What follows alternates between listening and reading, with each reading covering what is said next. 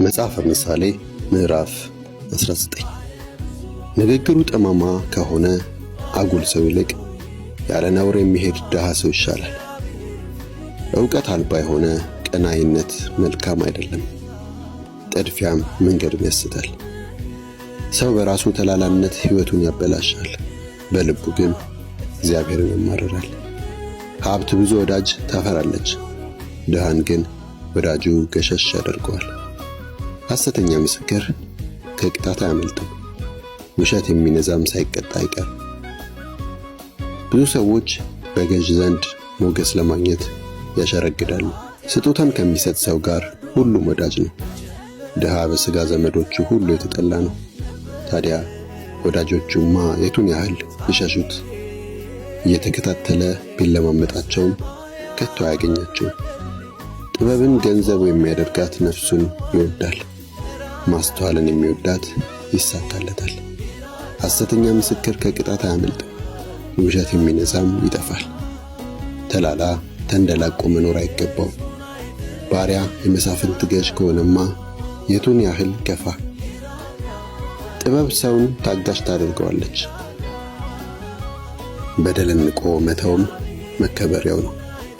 የንጉሥ ቁጣ እንደ አንበሳ ግዛት ነው፣ በፊቱ ሞገስ ማግኘትም በሳር ላይ እንዳለ ጠል ነው። ተላላ ልጅ ለአባቱ መጥፊያ ነው፣ ጨቅጫቃ ሚስትም እንደማያቋርጥ ጠፈጠፍ ናት። ቤትና ሀብት ከወላጆች ይወረሳሉ፣ አስተዋይ ሚስት ግን ከእግዚአብሔር ዘንድ ናት። ስንፍና ከባድ እንቅልፍ ላይ ይጥላል፣ ዋልጌም ሰው ይራባል። ትእዛዛትን የሚያከብር ሕይወቱን ይጠብቃል፣ መንገዱን የሚንቅ ግን ይሞታል። ለድሃ የሚራራ ለእግዚአብሔር ያበድራል፣ ስላደረገውም ተግባር ዋጋ ይከፍለዋል። ገና ተስፋ ሳለ ልጅን ሥርዓት አስይዘው፣ ሲሞት ዝም ብለህ አትየው። ግልፍተኛ ሰው ቅጣትን መቀበል ይገባዋል፣ በምሕረት ካለፍኸው ሌላም ጊዜ አይቀርልህም። ምክርን ስማ፣ ተግሣጽን ተቀበል፣ በመጨረሻም ጠቢብ ትሆናለህ።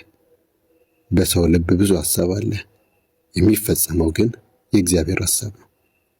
ሰው የሚመኘው ጽኑ ፍቅር ነው፣ ውሸታም ከመሆንም ድሃ መሆን ይሻላል።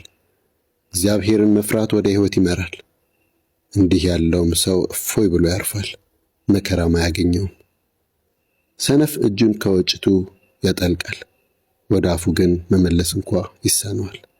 ፌዘኛን ግረፈው፣ ብስለት የሌለው ማስተዋልን ይማራል። አስተዋይን ዝለፈው፣ ዕውቀትን ይገበያል። አባቱን የሚዘርፍ እናቱንም የሚያሳድድ እፍረትና ውርደት የሚያመጣ ልጅ ነው። ልጄ ሆይ እስቲ ምክርን ማዳመጥ ተው፣ ከዕውቀትም ቃል ትስታለህ። አባይ ምስክር በፍትህ ላይ ያፌዛል፣ የክፉዎችም አፍ በደልን ይሰለቅጣል። ለፌዘኞች ቅጣት፣ ለተላሎችም ጀርባ ጅራፍ ተዘጋጅቷል።